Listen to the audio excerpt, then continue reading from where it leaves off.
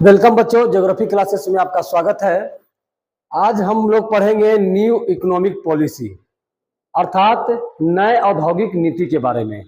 हम लोग देखेंगे कि नए औद्योगिक नीति है क्या, वह क्यों लागू किया गया या उसकी जरूरत क्यों पड़ी, वह किसके शासन काल में भारत में उसको लागू किया गया और उसको लागू करने के पीछे क्या मकसद रहा है, ये या जो लागू हुआ उससे क्या बेनिफिट हुआ और कौन कौन से बदलाव आए, उन सभी बिंदुओं पर हम लोग बारी बारी से इसमें पढ़ने वाले हैं। एक तरह से कह सकते हैं कि न्यू इकोनॉमिक पॉलिसी जो है, नई औद्योगिक नीति या नई आर्थिक नीति, इसका हम लोग इसमें विस्तार देखने वाले हैं। तो आप अंत तक बने रहेंगे तो आपको बहुत मजा आने वाला है, बहुत चीज इसमें आपको समझ में आने वाली है और एग्जाम के व्यू से आपको बेहतर होने वाले हैं। आप सबके लिए, जो बोर्ड के बच्चे हैं उनके लिए भी और जो कॉम्पिटिटिव एग्जाम्स देते हैं उनके लिए भी। यानी कि न्यू इकोनॉमिक पॉलिसी से अगर किसी भी तरह के सवाल आते हैं तो वो सवाल जो है आपसे छूटेंगे नहीं, ये मेरा वादा है। केवल और केवल आप अंत तक बने रहिए। तो सबसे पहले हम यहाँ पर देख रहे हैं कि है आपका न्यू इकोनॉमिक पॉलिसी। ठीक है, ये क्या है? ये है आपका न्यू इकोनॉमिक पॉलिसी। ये है क्या? ठीक है, हम लोग बारी बारी से इसको देखेंगे, इसके विभिन्न पहलुओं पर। तो सबसे पहले देखेंगे कि न्यू इकोनॉमिक पॉलिसी लागू कब किया गया। देखिए, भारत में न्यू इकोनॉमिक पॉलिसी जो है 1991 में लागू किया जाता है।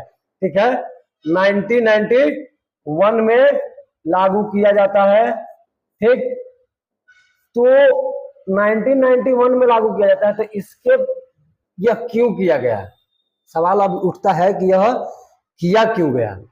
देखिए, भारत में 90 से पहले, 90 से पहले और 47 के बाद, यानी कि जो भी आपने देखा होगा कि जो पंचवर्षीय योजना है विकास कार्यों के लिए, देश की अर्थव्यवस्था किस तरीके से मजबूत हो, बहुत सारे उद्योगों को बढ़ाने के लिए सरकार ने अलग अलग स्टेप्स जो है कि उठाए थे, जिससे हमारी अर्थव्यवस्था को मजबूती मिल सके। लेकिन यह जरूरत कब क्यों महसूस हुआ कि 1991 में हमको फिर नया औद्योगिक नीति लागू करना पड़ जाता है, न्यू इकोनॉमिक पॉलिसी लागू करना पड़ जाता है। तो देखिए, 90s के दौर में जब हम पहुंचते हैं तो देखते हैं कि भारत में बेरोजगारी चरम पर है, अर्थव्यवस्था जो है कि बहुत चरमर जर्जर अवस्था में चला गया है, यानी कि भारत की इकोनॉमी जो है जर्जर अवस्था में चली गई है। तो उन सब से निजात पाने के लिए भारत सरकार ने न्यू इकोनॉमिक पॉलिसी लाती है। ठीक है, और उस समय पीवी नरसिम्हा राव की सरकार थी, यानी कि पीवी नरसिम्हा राव भारत के प्राइम मिनिस्टर थे। उन्हीं के काल में आपका न्यू इकोनॉमिक पॉलिसी लाया गया और उस समय आपका फाइनेंस मिनिस्टर के तौर पर आपके मनमोहन सिंह थे। तो यह जो है श्रेय जो है एक तरह से न्यू इकोनॉमिक पॉलिसी लागू करने का, वो श्रेय आप अगर मनमोहन सिंह को देते हैं तो कतई गुरेज नहीं होना चाहिए। और सरकार की बात करते हैं वो तो पीवी नरसिम्हा राव की सरकार थी, इनके द्वारा वो यह न्यू इकोनॉमिक पॉलिसी 1991 में लागू किए जाते हैं। तो एक्चुअली में यह लागू किया जाता है तो इसमें कौन कौन से एलिमेंट्स और हैं शामिल जिससे न्यू इकोनॉमिक पॉलिसी जो है सार्थक होता है या वो अपनी लक्ष्यों की प्राप्ति कर पाता है। तो इसमें 3 तरह के क्राइटेरिया तय किए गए, यानी कि इनके जो एक तरह से कह सकते हैं स्तंभ, जिसको कह सकते हैं पिलर। तो न्यू इकोनॉमिक पॉलिसी का पिलर जो है आपका 3 पिलर है। ठीक है, तो पिलर नंबर वन हम लोग कह सकते हैं आपका एक प्राइवेटाइजेशन कह सकते हैं, जिसको हम लोग निजीकरण बोलते हैं। ठीक है, प्राइवेटाइजेशन। ठीक है, प्राइवेटाइजेशन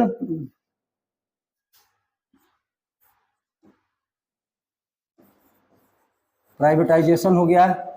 ठीक है। एक है आपका लिबरलाइजेशन, सुने होंगे एक वर्ड, लिबरलाइजेशन, लिबरलाइजेशन, ठीक है, इसको हम लोग उदारीकरण कर सकते हैं। और एक जो है आपका ग्लोबलाइजेशन कहिए, ठीक है। एक है आपका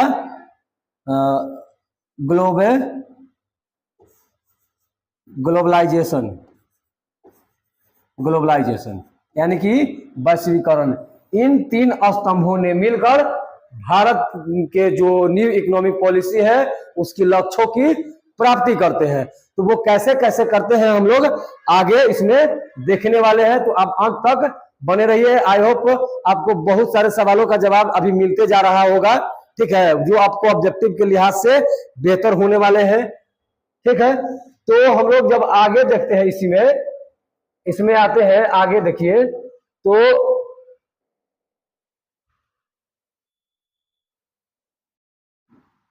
हम लोग यहां आते हैं, ठीक है। चलिए, सबसे पहले हम लोगों को कुछ और चीज को समझ लेना जरूरी है, ठीक है। हम लोग जो है ये पीपीपी जो है मॉडल वो समझेंगे, ठीक है। तो पहले हम लोग न्यू इकोनॉमिक पॉलिसी है उसका फुल फॉर्म समझने का प्रयत्न, एक तरह से शॉर्ट व्यू समझिए, यानी कि शॉर्ट में अगर उसका अर्थ अगर समझा दिया जाता है तो आई होप आपको बेहतर तरीका से समझ में आ जाएगा कि न्यू इकोनॉमिक पॉलिसी जो है कि है क्या। तो अगर इसको शॉर्ट फॉर्म, ये न्यू इकोनॉमिक पॉलिसी है, इसको अलग अलग डिवाइड बांट करके देखते हैं। वो 1991 में लागू हुआ था। तो न्यू जो है आपका, तो न्यू शब्द से निकालो समथिंग न्यू, ठीक है, यानी कि कुछ नया, यानी कि different from earlier policy flawed till 90, यानी कि जो पिछले जो भी पॉलिसीज रहे हैं, जो भी नीति रहे हैं, उन नीतियों से क्या करना है, समथिंग न्यू, यानी कि उनसे कुछ नया करना है। न्यू का मतलब हो गया, ठीक है। इकोनॉमिक की अगर बात करते हैं तो इसको different economic reforms and major both short term and long term, यानी कि कुछ मतलब आर्थिक क्षेत्र में मतलब सुधार करना है, अर्थव्यवस्था के क्षेत्र में कुछ सुधार करना है, और लॉन्ग टर्म में भी वह सुधार हो और वह शॉर्ट टर्म के लिए भी सुधार हो, ठीक है। यानी कि एक आपका दीर्घकालिक हो सकता है या तो वह अल्पकालिक हो सकता है, यानी कि दोनों फॉर्मेट में इकोनॉमी में थोड़ा सा रिफॉर्म, यानी कि जो अर्थव्यवस्था है, अर्थ है, उसमें सुधार की बात कही गई। और पॉलिसी जो है, तो पॉलिसी क्या है, तो पॉलिसी आपका इंडिकेट कर रहा है पॉलिसी ऑफ एलपीजी, ठीक है। तो पॉलिसी ऑफ एलपीजी क्या है, तो एलपीजी मतलब वही हुआ जो आपको पिछले बताए थे पिछले पेज पे। तो लिबरल एलपीजी का मतलब हुआ L for liberalisation, P for privatisation and G for globalisation, ठीक है। यहां हम इसका हिंदी भी लिख देते हैं तो आपको समझ में आएगा, ठीक है। लिबरलाइजेशन का मतलब हो गया आपका उदारीकरण, ठीक है, उदारीकरण। प्राइवेटाइजेशन का मतलब हो गया आपका निजीकरण, ठीक है। और ग्लोबलाइजेशन का मतलब हो गया आपका वैश्वीकरण। तो अब यहां बात अब आता है, ठीक है, इसका मतलब हो गया ये, हम लोग बारी बारी से उदारीकरण, निजीकरण और वैश्वीकरण तीनों चीजों को समझते चलेंगे, ठीक है। और ये 1991 का मतलब हो गया इंट्रोड्यूस इन 1991, या इंट्रोड्यूस हुआ था, यानी कि 1991 में ही यह न्यू इकोनॉमिक पॉलिसी लागू किया गया था, इसलिए यह 1991 रह गया। अगर इस तरीका से ऐसे देखेंगे तो ये इसका सार है, एक शॉर्ट फॉर्मेट है न्यू इकोनॉमिक पॉलिसी में, यानी कि कुछ नया की बात कही गई, कुछ नया की बात कहा गया कि जो भी पहले से पॉलिसी चलते आ रही है, जो भी नीतियां पहले से हैं, उन नीतियों में हम लोगों को कुछ नया करना है, ठीक। इकोनॉमिक में यानी कि डिफरेंट इकोनॉमिक रिफॉर्म, यानी कि अलग तरह के हम लोगों को क्या करना है, आर्थिक सुधार करना है, ठीक है, चाहे वो लॉन्ग टर्म के लिए हो चाहे तो वो शॉर्ट टर्म के लिए हो। और उसी अलग करने का नतीजा यह रहा कि भारत में यह आपका एलपीजी जो है लिबरलाइजेशन, प्राइवेटाइजेशन एंड ग्लोबलाइजेशन, इसको बढ़ावा दिया गया और इसको बढ़ा करके अपने लक्ष्यों की पूर्ति के लिए, यानी कि जो न्यू इकोनॉमिक पॉलिसी है उसके लक्ष्यों की पूर्ति के लिए इस तरीका से उदारीकरण, निजीकरण और वैश्वीकरण को बढ़ावा दिया गया। और इन्हें बढ़ाने के लिए क्या क्या स्टेप्स उठाए गए वो हम लोग आगे इसमें देखने वाले हैं, ठीक है। तो आगे देखते हैं हम लोग। देखिए, तो सबसे पहले जो न्यू इकोनॉमिक पॉलिसी है, हमने पहले बताया था कि जो भी है आपका, उसको 3 आधारभूत स्तंभ माने जाते हैं, लिबरलाइजेशन, प्राइवेटाइजेशन एंड ग्लोबलाइजेशन। तो लिबरलाइजेशन के अंतर्गत कहा गया, यानी कि ये जो है कि आपका यहाँ पर भी लिख देते हैं कि 1991, ठीक है। तो लिबरलाइजेशन में क्या कहा गया, यानी कि जो उदारीकरण है, इसको हिंदी में कहे तो उदारीकरण कहेंगे, ठीक है, उदारीकरण। तो उदारीकरण में कहा गया कि भारतीय उद्योगों को कष्टप्रद नियंत्रण से मुक्ति मिलना चाहिए। इसके लिए लिबरलाइजेशन जो है या उदारीकरण की नीति अपना गई। तो उदारीकरण के डिफिनेशन क्या कहता है, लिबरलाइजेशन का मतलब क्या है? लिबरलाइजेशन का मतलब है कि निजी क्षेत्रों में उद्योग करने के लिए स्वतंत्रता प्रदान की जाए। निजी क्षेत्रों में उद्योगों को करने के लिए क्या है, एक स्वतंत्रता प्रदान किया जाए और इसके तहत किसी से अनुमति लेने की जरूरत ना हो। दैट्स कॉल्ड लिबरलाइजेशन, यानी कि उसको हम लोग उदारीकरण कहते हैं। तो उसके अंतर्गत ये कहा गया कि कष्टप्रद जो है कि भारतीय उद्योगों को वो जो कष्टप्रद नियंत्रण जो है गवर्नमेंट के द्वारा, जो सरकारों के द्वारा, उस कंट्रोल को हटाने का कार्य किया गया, उसको स्वतंत्रता दी गई। स्वयं निर्णय लेने की स्वतंत्रता, यानी कि अगर हम किसी तरह के उद्योग को स्थापित कर रहे हैं तो उसमें हमको निर्णय लेने की, ठीक है, अनुमति होनी चाहिए। अनुमति जैसा वर्ड आना ही नहीं चाहिए। अनुमति जहां भी आया, लिबरलाइजेशन जो है कि आपका जीरो हो जाएगा। लिबरलाइजेशन जीरो इसलिए हो जाएगा क्योंकि अनुमति वर्ड का इंटर कर जा रहा है। तो अनुमति से तो यहाँ वंचित रहने के लिए लिबरलाइजेशन अपनाया गया, उदारीकरण की नीति अपनाई गई। यानी कि स्वयं फैसला लेंगे कि हमको जो है कि किस प्रकार से कार्य करने हैं। और तीसरा बात यहाँ कहा जाता है कि अंतर्राष्ट्रीय प्रतिस्पर्धा में उतरने की शक्ति का विकास होना चाहिए। यह लिबरलाइजेशन का मुख्य उद्देश्य था। लिबरलाइजेशन जो है कि इसीलिए उदारीकरण की नीति अपनाई गई।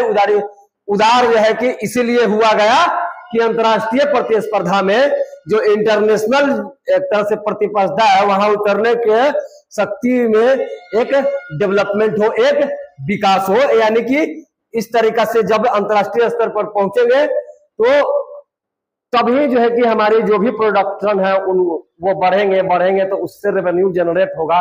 तो इस सोच से उदारीकरण की नीति अपनाई गई, ठीक है। फिर जो है कि आपका प्राइवेटाइजेशन अपनाया गया। मैं प्राइवेटाइजेशन पर थोड़ा बाद में आता हूं, पहले हम ग्लोबलाइजेशन की बात कर लेते हैं, ठीक है। थोड़ा सा इसको ज्यादा एक्सप्लेन करना पड़ेगा। तो उत्पादन यानी कि ग्लोबलाइजेशन है, यानी कि वैश्वीकरण इसको कहते हैं हम लोग, ठीक है। वैश्वीकरण, तो वैश्वीकरण यानी कि ग्लोबलाइजेशन है। तो ग्लोबलाइजेशन के अंतर्गत यह कहा गया या उसके उद्देश्य थे कि उत्पादकता स्तर में क्या करना है कि वृद्धि करना है और जीवन स्तर में भी वृद्धि करना है और निर्यात में भी वृद्धि करना है। यानी कि हर तरीका से इंक्रीजमेंट की बात की गई, हर तरह से ग्रोथ की बात की गई कि हर क्षेत्र में ग्लोबलाइजेशन होगा तो जाहिर सी बात है कि वृद्धि होगा। तो थोड़ा सा हम लोग ग्लोबलाइजेशन को डिफाइन कर लेते हैं तो चीजें और क्लियर हो जाएंगी। जैसे अब ग्लोबलाइजेशन क्या है या वैश्वीकरण किसको कहते हैं? तो दुनिया को एक जगह पर, यानी कि दुनिया को एक दूसरे से कनेक्ट होने की, जुड़ने की जो प्रक्रिया है, दैट्स कॉल्ड ग्लोबलाइजेशन, ठीक है। यानी कि जो एक तरह से लोग जुड़ रहे हैं आपस में, वो ग्लोबलाइजेशन है। एक छोटी सी एग्जांपल से हम समझाने का प्रयास करेंगे कि ग्लोबलाइजेशन क्या है। जैसे आप पढ़ रहे हैं और हम पढ़ा रहे हैं। मान लीजिए कि यहाँ पे जो बच्चे अभी पढ़ रहे हैं, ठीक है, यहाँ पे 100 बच्चे बैठे हुए हैं और 100 बच्चे बैठ करके पढ़ रहे हैं, ठीक है। अगर यही हम पढ़ाते रहते तो यही 100 बच्चे ही पढ़ते, लेकिन इसी को आपके चैनल्स के माध्यम से आपके साथ रूबरू हो पा रहे हैं, आपके साथ जुड़ गए हैं, इस प्रोसेस को ना ग्लोबलाइजेशन कहते हैं, ठीक है। यानी कि एक दूसरे से कनेक्ट होने की, दुनिया में हर जगह बहुत जगह पर लोग विद्यमान है, विद्यमान मतलब मौजूद है, और उसको एक दूसरे से जुड़ने की जो प्रक्रिया है वह ग्लोबलाइजेशन का ही हिस्सा है, वो ग्लोबलाइजेशन का उदाहरण है। तो ग्लोबलाइजेशन से यह दिमाग में बातें आई कि जब ग्लोबलाइजेशन पर जोर देंगे, जब वैश्वीकरण की बात करेंगे, तो क्या है कि हमारी अर्थव्यवस्था और दुनिया के अन्य देशों की अर्थव्यवस्था जब एक साथ जुड़ेंगी, प्रोडक्शन यानी कि उत्पादन का, हमारे उत्पाद का उसके यहाँ जाना या उसका उत्पाद का हमारे यहाँ आना, एक तरह से बिजनेसेस और व्यापार जो है कि बढ़ेंगे, ठीक ना। तो जैसे बिजनेसेस और व्यापार जब बढ़ेंगे, उद्योग बढ़ेंगे ही बढ़ेंगे, और इकोनॉमी जो है कि आपका जाहिर सी बात है कि बढ़ेगा बढ़ेगा। तो एक ग्लोबलाइजेशन पर जोर दिया गया, और उसी में आता है एक प्राइवेटाइजेशन, यानी कि इसको हम लोग निजीकरण बोलते हैं, ठीक है, निजीकरण बोलते हैं। तो निजीकरण भैया बहुत लोगों का मानना है कि निजीकरण अच्छा है, और बहुत लोगों का मानना है कि निजीकरण बुरा है। तो हम कुछ चीजें क्लियर कर देते हैं जिससे आप तय कर पाएंगे कि प्राइवेटाइजेशन जो है कि बुरा है या प्राइवेटाइजेशन जो है कि भला है। तो प्राइवेटाइजेशन में एक तर्क दिया गया, ठीक है, कि प्राइवेटाइजेशन से क्या होगा कि उत्पादकता में वृद्धि होगी, यानी कि जो प्रोडक्शन होगा उसमें वृद्धि होगा। फिर कहा गया कि संसाधनों का कुशलता पूर्वक उपयोग हो पाएगा, और तीसरा कहा गया कि अर्थव्यवस्था के स्तर में सुधार आएगा, ठीक है। यह जो है कि तर्क दिया गया जब न्यू इकोनॉमिक पॉलिसी लागू किया गया तब। लेकिन यहीं पे कुछ लोगों का मानना है, ठीक है, कुछ बुद्धिजीवियों का मानना है कि इससे जो श्रम होगा, श्रमिक होंगे, ठीक ना, श्रमिकों का क्या हो जाएगा, दोहन होगा, ठीक है, दोहन होगा, ठीक। श्रमिकों का दोहन कहने का मतलब कि जो भी श्रमिक होंगे उनसे बहुत ज्यादा काम लिए जाएंगे, ठीक है, और एक तरह से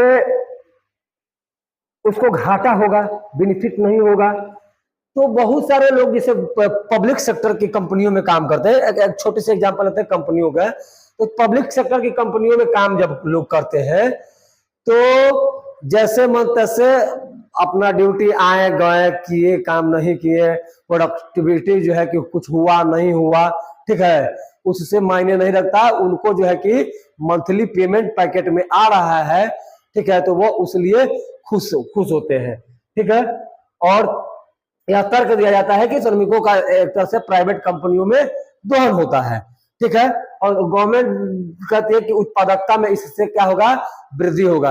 यानी कि पब्लिक सेक्टर में जो लोग काम कर रहे हैं, ठीक है, वह प्रोडक्टिव नहीं है। एक तरह से इनडायरेक्ट रूप से कहने का मतलब गवर्नमेंट का यही था, या इस समय जो इकोनॉमिक पॉलिसी लागू हुआ था उस समय तर्क यही दिया गया था कि जो भी पब्लिक सेक्टर में लोग काम करते हैं, प्रोडक्टिव कार्य नहीं करते हैं, ठीक है, तो उसका ग्रोथ जो है कि नहीं हो पा रहा है। इसलिए हम लोगों को क्या करना है कि उत्पादकता में वृद्धि करने के लिए हम लोगों को प्राइवेटाइजेशन की ओर बढ़ना ही पड़ेगा।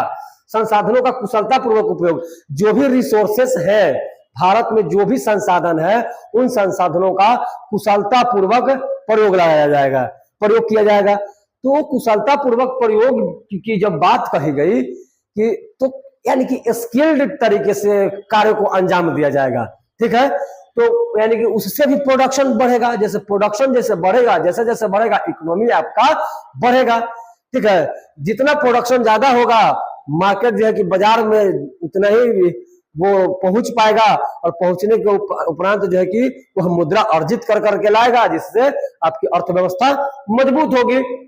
तो यहाँ ये चीज दिया है कि कुशल यानी कि कुशल लोग जो है कि नहीं है, और ये संसाधन है हमारे देशों में, उन संसाधनों का स्किल्ड तरीका से, ठीक है, एक साइंटिफिक तरीका से यूटिलाइज नहीं किया जा रहा है। और इससे प्राइवेटाइजेशन करेंगे तो इससे कुशलता पूर्वक इसका उपयोग जो है कि हो पाएगा। और अर्थव्यवस्था के स्तर में सुधार, तो अर्थव्यवस्था के स्तर में सुधार के लिए ये तो कह दिया गया, तो सुधार तो हर तरीके से हो सकता था, लेकिन प्राइवेटाइजेशन ही क्यों? तो प्राइवेटाइजेशन में सरकारों ने तय किया कि नहीं, प्राइवेट हाथों में देने से ना प्रोडक्शन जो है कि होंगे, लोग काम करेंगे, यह जो देश चुराई जो है लोग करते हैं, देश चुराई जो है कि थोड़ा कम होगा, काम जो है कि करेंगे तो वो भी अपना भी अर्निंग कर पाएंगे, नहीं करेंगे तो मतलब एक तरह से काम नहीं करेंगे तो वो नहीं हो पाएगा। इस तरीके से प्राइवेट हाथों में दे दिया गया। उस समय रेल वगैरह जो है कि इससे अछूता था, रेलवे को उस समय प्राइवेट कंपनियों के हाथों में नहीं दिया गया, लेकिन आज के दौर में रेल को भी, भेल को भी और तेल को भी, सब कंपनियों को प्राइवेट हाथों में दे दिया गया है। और प्राइवेट कंपनियां जो है मनमाने तरीके से, ऐसा नहीं है कि प्राइवेट का भी एक तरह से जो भी प्राइवेटाइजेशन है उसका दुख दर्द तो है ही, ठीक है, उसका मिसयूज जिस तरीका से किया जा रहा है प्राइवेटाइजेशन का, उससे दिक्कत है। दिक्कत प्राइवेटाइजेशन से नहीं है, जिस तरीका से उसका मिसयूज किया जा रहा है उससे दिक्कत है। जैसे आपका प्राइवेट कंपनियों के हाथे रेल दे दिया गया, तेल दे दिया गया, भेल दे दिया गया, इस तरीका से जो भी बेचे जा रहे हैं ठेके पर, पट्टे पर जो भी है आपके इंस्टीट्यूशंस, गवर्नमेंट पब्लिक सेक्टर के इंस्टीट्यूशंस जो है कि बेचे जा रहे हैं, यह दुखदाई है। आने वाले समय में यह जो है कि एक क्राइसिस ही लाएगा, ठीक है। तो हर सिक्के के दो पहलू होते हैं, इसको अगर बैलेंस तरीका से चलाया जाए तो प्राइवेटाइजेशन में उतना बुरा नहीं है जितना जो है कि सोशल आइडियोलॉजी वाले लोग जो है कि इसके खिलाफ में रहते हैं। और प्राइवेटाइजेशन में जाहिर सी बात है कि गुणवत्ता तो बढ़ा ही है, ठीक है। गुणवत्ता की अगर बात करते हैं तो प्राइवेट जो है कि कंपनियां गुणवत्ता में आगे है। जैसे आप खुद से पढ़ रहे हैं, ये जाहिर बातें हैं, खुद आप पढ़ रहे हैं, ये चीज आप नोटिस कीजिएगा कि एक तरफ से सरकारी स्कूल के बच्चे और एक तरफ प्राइवेट स्कूल के बच्चे, दोनों बच्चों में कौन बच्चा जो है ज्यादा सीख पा रहा है, ज्यादा पढ़ पा रहा है? तो ऑब्वियसली वो जो बच्चा जो प्राइवेट स्कूलों में जा रहा है वो ज्यादा बेहतर जो है कि पढ़ पा रहा है। और जो सरकारी या गवर्नमेंट स्कूलों में जो बच्चे पढ़ रहे हैं उनकी स्थिति आप देख ही रहे होंगे। चुपचाप सरकार ने भी अलग अलग तरह की योजनाएं लाई दी है कि चुपचाप खिचड़ी खाइए और जहां है वहां पेट में हाथ डाल के सोए हुए रहिए, ठीक है। इसके इतर जो है कि और तो कुछ हो नहीं रहा है, तो ब्लेम तो लगेगा ही लगेंगे। तो एक तरह से इसमें जो है कि सरकार की भी नाकामी भी है और सरकार अपनी नाकामी छिपाने के लिए भी प्राइवेट कंपनियों के हाथे जो भी इंस्टीट्यूशंस हैं उसको धड़ल्ले से बेच रही है, ठीक है। और बेचने के नतीजा आप खुद ब खुद देख ही रहे होंगे। जब आपका भेल बिक जाएगा, जब आपका तेल बिक जाएगा, जब आपका रेल बिक जाएगा, तो जाहिर सी बात है कि रेल बिकेंगे तो भाड़े में इजाफे आपको देखने के लिए मिलेंगे ही मिलेंगे, फैसिलिटी मिले अथवा नहीं मिले। जब आपका भेल बिक जाएगा तो आप जिस भी तरह के आप इस्पात वगैरह खरीद रहे हैं, जो भी आप लोहा से बने मटेरियल खरीद रहे हैं, प्रोडक्ट खरीद रहे हैं, तो आपको महंगा मिलेगा ही मिलेगा। आपका जब तेल बढ़ जाएगा तो जाहिर सी बात है कि और सामान जो है, और सामग्री, खाद्यान्न सामग्री है या आपके डेली उपयोग की वस्तुएं हैं, उसके दामों में वृद्धि होगी ही होगी, क्योंकि प्राइवेट कंपनियां अपने तौर तरीके से, अपने मनमाने ढंग से डील करती है और वो अपने तौर तरीके से ही चलाती है। तो इस पे गवर्नमेंट को भी, सरकार को भी ध्यान देना चाहिए, उस पे कुछ रूल रेगुलेशन जो है कि लाने चाहिए। ठीक है, हमने प्राइवेटाइजेशन किया हुआ है, हमने लिबरलाइजेशन जैसे किया, जैसे हमने ग्लोबलाइजेशन किया वैसे हमने प्राइवेटाइजेशन भी किया, लेकिन इसमें कुछ जो है कि नियम कानून बनने चाहिए जिससे प्राइवेट कंपनियां या जो है अपनी मनमानी नहीं कर सके, ठीक है। जिस तरीके से लॉ लाया जाता है इस तरीके से इसमें भी लाया जाए, ठीक। और लाया जाएगा तो जाहिर सी बात है कि कुछ ना कुछ यानी कि कुछ बैलेंस करके चलने का एक प्रावधान लाना चाहिए। ऐसा नहीं है कि इसको पूरा खत्म कर दिया जाए। जब ये पूरा खत्म हो जाएगा तो न्यू इकोनॉमिक पॉलिसी जो लागू हुआ था उसकी लक्ष्यों की पूर्ति कहाँ हो पाएगी? जाहिर सी बात है कि नहीं हो पाएगी। या दो चीजें यानी कि लिबरलाइजेशन और ग्लोबलाइजेशन ही पूर्ति नहीं कर पाएगा। तो इसलिए इस पर भी ध्यान देना चाहिए, लेकिन इसको थोड़ा सा कुछ नियम कानून के दायरे के अंतर्गत लाना चाहिए, ठीक है। तो इसके जो भी है उद्देश्य तो रहे ही है, उद्देश्य के अलावा इसका टारगेट सेट किया गया, ठीक है। और टारगेट सेट किया गया तो यह कुछ हद तक अचीव भी किया और निरंतर जो है कि इस तरीका से जारी है। तो इसके जो भी उद्देश्य थे, लक्ष्य थे, वो कौन कौन से जो है कि प्राप्त किया। तो इसका मूल उद्देश्य जो है क्या क्या था, तो हम इस नीति के उद्देश्य देखते हैं, यानी कि जो न्यू इकोनॉमिक पॉलिसी थी उस नीति का हम लोग उद्देश्य देखते हैं। तो इसका लाभदायक पदार्थों के निर्माण को बढ़ाकर लाभ में वृद्धि करना है। तो सबसे पहला इस नीति का उद्देश्य रहा है कि जो भी लाभ है यानी कि जो भी आपको प्रॉफिट जनरेट करने वाली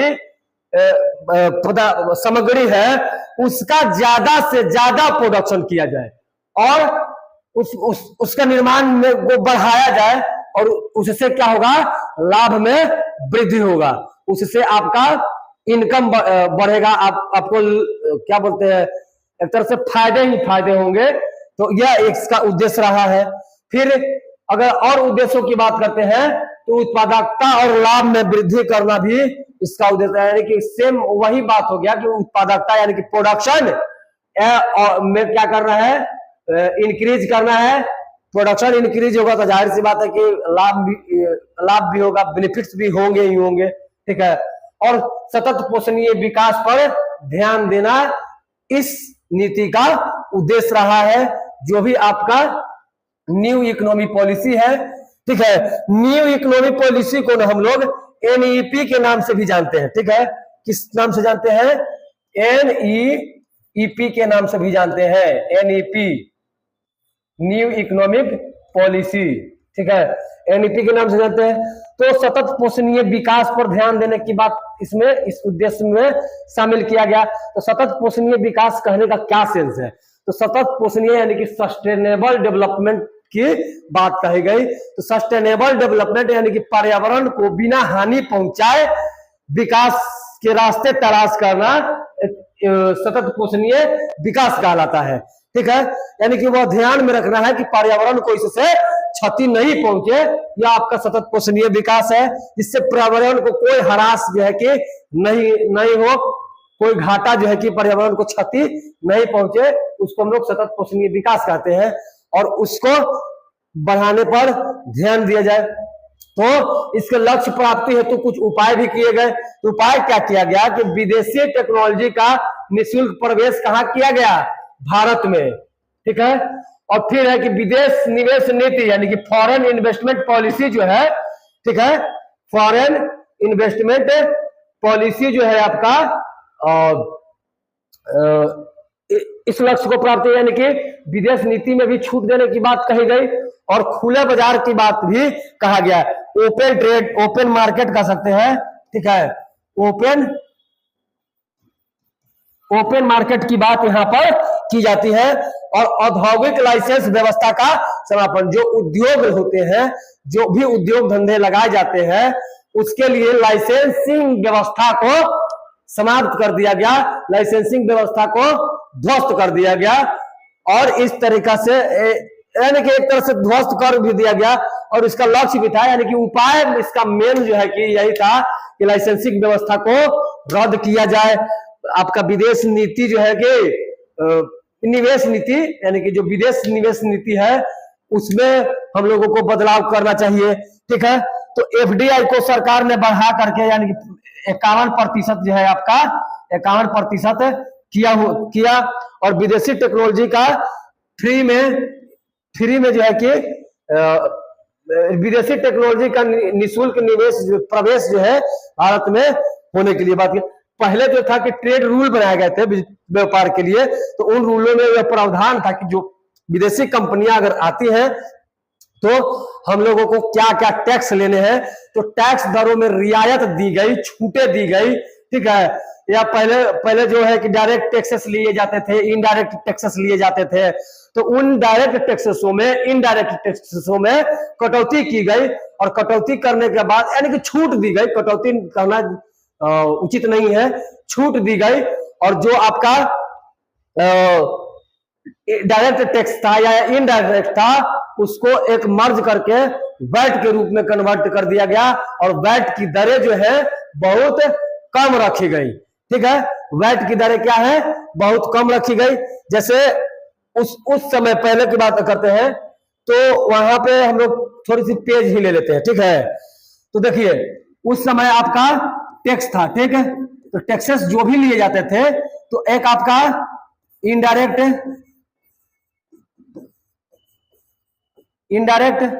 ठीक, और एक तो आपका डायरेक्ट।